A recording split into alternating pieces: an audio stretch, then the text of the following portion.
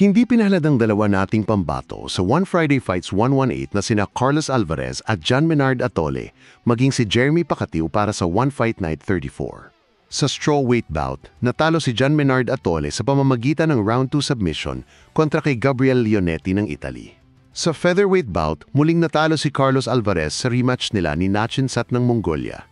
Sa unang round pa lang ay sinikap ni Alvarez na dalhin sa ground ang laban pero malakas din talaga ang depensa ni Nachinsat.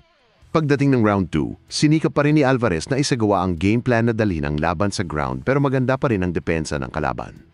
Malinaw din na mas napagod si Alvarez kaysa sa kalaban. Sa kalagitnaan ng round 2 ay doon na nadali sa bodega ang ating pambato.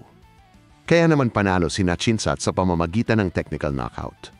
Sa laban ni Jeremy Pacatiw kontra kay Elbek Alishov para sa catchweight bout, gaya ng inaasahan, dinala ni Alishov ang laban sa ground pero mahigpit ang depensa ni Pacatiw kaya wala siyang anumang damage na natamo.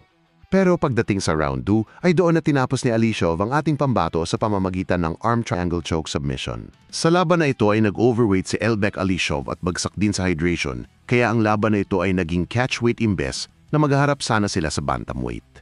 Malaking advantage ito para kay Alishov. Lamang sa size at sa timbang, hindi man pinalad sa laban ang ating mga pambato, hindi ito ang sukatan ng tunay na mandirigma. Sina Jeremy Pacatiw, Carlos Alvarez at John Menard Atole ay patunay na ang tapang ng Pilipino ay hindi lang nasusukat sa panalo, kundi sa kakayahang bumangon mula sa pagkatalo. Ang bawat round na pinagdaanan ninyo ay hindi kabiguan, kundi hakbang tungo sa mas matibay na bersyon ng inyong sarili. Ang hirap, pagod at pagkatalo ay bahagi ng daan ng mga tunay na kampyon.